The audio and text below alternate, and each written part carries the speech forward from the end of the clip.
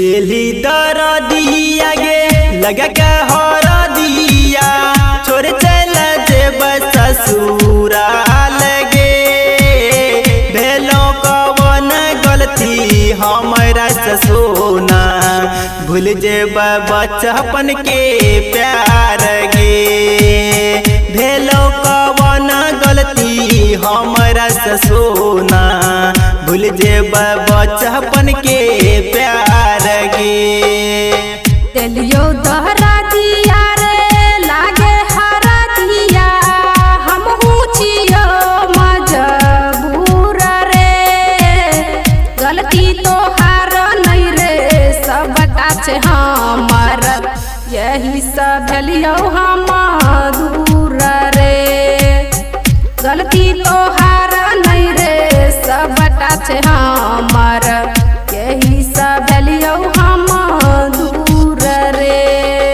DJ Kanchan Raj Hajipur Vaishali माते फूल recording studio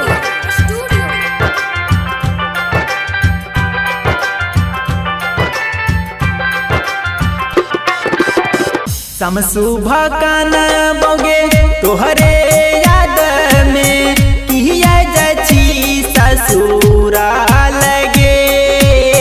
जब जब याद ए तो हर सोना बिगड़ल रहतो हमारे हाल गे जब जब याद ए तो हर सोना बिगड़ल रहतो हमारे हाल गे उनके जमाना है सुन हेर यारवा ससुर में जाके करबो बात रे कौनो नहीं गलती करिह सुन रे मजनू